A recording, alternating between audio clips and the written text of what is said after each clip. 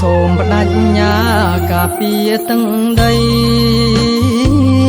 សូមស្ងួនពីងសីអូនកុំ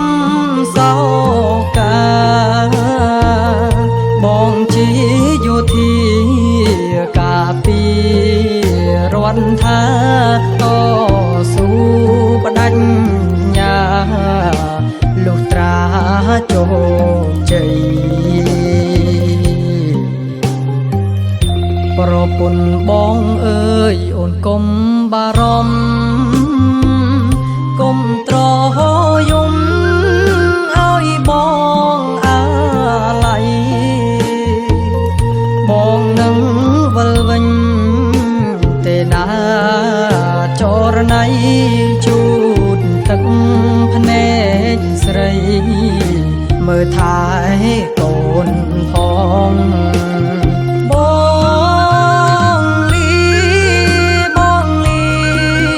សិនហើយសូមស្រង់ត្រានត្រៃកុំកើតទុកឡើយណាកែនល្អជាតិខ្មែរត្រូវថែឲ្យល្អមកមកមិនអាចប៉ុនប៉ឆ្លងអង្គធម្មបតៃ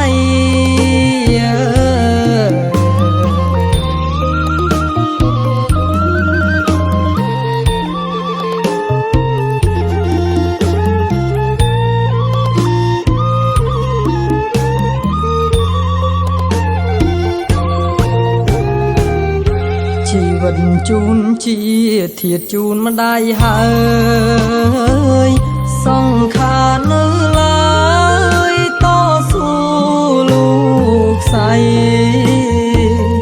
ពាក់លីជីវិតការពារទឹកដីដេញ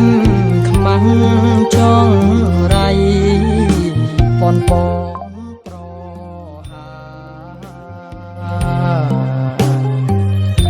បើសិនបងស្លាប់ព្រោះរឿងជាតិផ្ដាំអង្គផៅញាតថាខ្ញុំស្នេហា